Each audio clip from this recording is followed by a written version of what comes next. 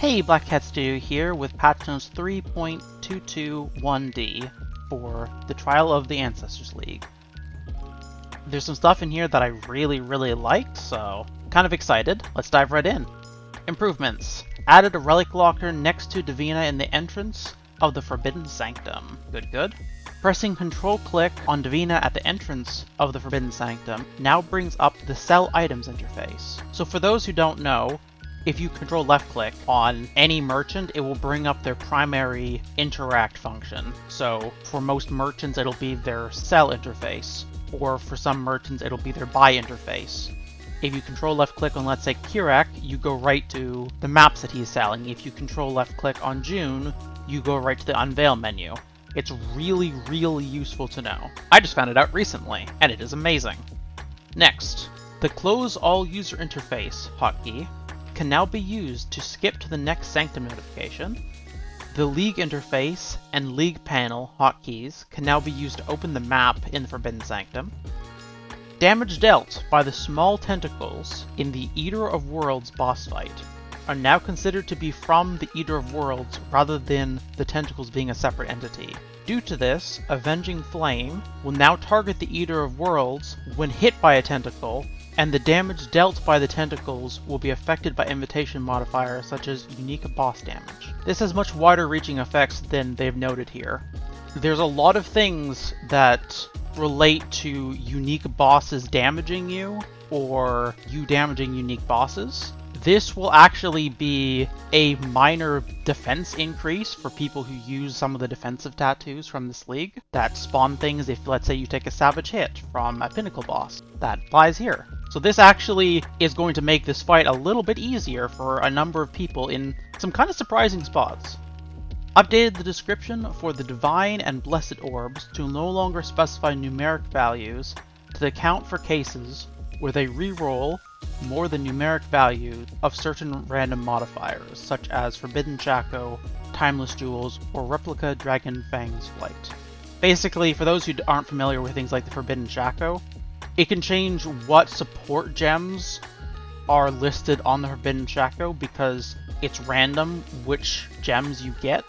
Same thing with the Timeless Jewels, where it can change the entire set of passives on the jewel, re-rolling it entirely if you use a Divine Orb on it.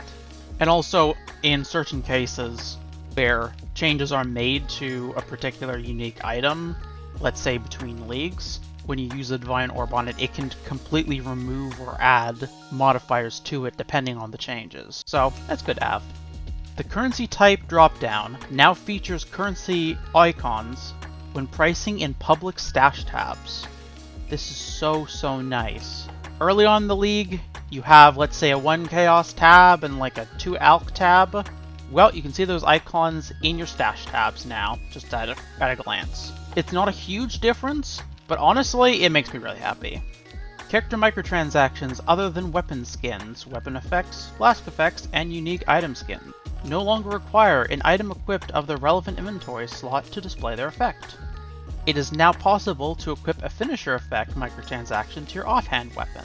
It is now possible to apply both a totem skin microtransaction and a skill effect microtransaction to an applicable skill gem such as Searing Bond. Individual armor piece microtransactions that are part of an armor pack bundle can now be purchased individually through the armor pack shop listing rather than having their own shop listing. The Clear button on the trade website Bulk Item Exchange now also clears the search field. Okay, that's an annoying little thing that they fixed, that's good. Added None as a filter option for foil variants on the trade website. Fair? Improve the performance of the visual effect applied to monsters with the Poisons modifier. Always good to have more performance. Next up, bug fixes. Fixed a bug where Elder Guardians and additional map bosses summoned in Elder Guardian maps through the Destructive Play Keystone Atlas passive were not benefiting from sources that cause final map bosses to drop items, such as the Remnants of the Past notable Atlas passives. Oh, I've been using that. Fixed a bug where the Fortune Favors the Brave map crafting option was not displaying the correct price in languages other than English. Fixed a bug where sources that applied a % of life leech to be instant, such as the Claw passive mastery, were not functioning correctly with the Ghost Reaver Keystone passive skill. Okay, anyone who uses the instant life leech with Ghost Reaver, your build just got buffed. Fixed a bug where Vol side areas could sometimes fail to generate in Complete the Corrupted Vol side area Pyrrhic mission areas. Oh, that'd be obnoxious. Fixed a bug that caused blazing salvo projectiles that have both split and return to you to fly much further away than they should. Wow, that's niche. Fixed a bug where Hex skills, supported by both Blasphemy and Guardian's Blessing, could be activated without a linked skill that creates minions. Oops. Fixed a bug where minions summoned by the trigger word of war on Kill, Love's enchantment, were not attacking. Fixed a bug where the Halcyon unique amulets freeze spread radius was displayed as 10 times higher than the actual value. Oh no. Fixed a bug where the Omen of Refreshment was not activating Flask with the use when charges reach full enchantment when the Omen is consumed. So, for anyone who doesn't know, the Omen of Refreshment, when you get down to 25% life, it recharges all of your flasks up to full. Fixed a bug where Lithomancers were able to fire some of the projectiles behind them. That sounds annoying. And then, for one of the biggest bugs that has existed for as long as I can remember, and I'm going to read this verbatim for the way that they wrote it here. Fixed a bug where Izaro would repeat their voice line each time a new player entered the aspirants trial area. Oh, the weary traveler. Oh, the weary traveler. Just close to the end of the weary. Everyone's experienced that if you played any amount of multiplayer in the Labyrinth. It's really annoying. But it was always kind of funny, so in some ways I'm kind of sad that it's fixed. Fixed a bug where no audio played when consuming a captured soul to unlock a secondary Pantheon power.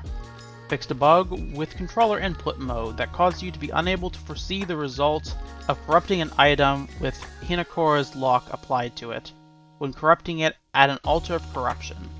Fixed a bug where non-unique relics were listed as unique relics in the trade website bulk item exchange. So if you're listing any relics right now, you might want to remove those from your stash and put them back in. Fixed a bug where the Void Emperor Arcane Cloak microtransaction could cause some character effect microtransactions to flicker when Arcane Cloak ended. Fixed a bug where the fog from the Delirious Hideout Decoration microtransaction was not traversing very far in some hideouts with in-area transitions, such as the ExileCon 2023 hideout. Fixed a wonky interaction between the Sulfur Avatar Flask and the Mate Hunter's Aegis microtransaction that caused their effects to become overbrightened. Finally, fixed 9 instance crashes, because instance crashes suck, so good to have. Okay, that's patch notes 3.22.1d. To hear more news as it happens, remember to hit subscribe, and if you like this video, remember to like and comment down below. Is there a change that they missed in this patch note? Comment down below. I'd love to hear about it. We all know that GGG likes to ninja patch things. We've just created a Patreon, link in the description, if you want to see any of our content before it comes out on the YouTube channel, or any exclusive videos that can't be posted on the YouTube channel. Have a great day, everyone.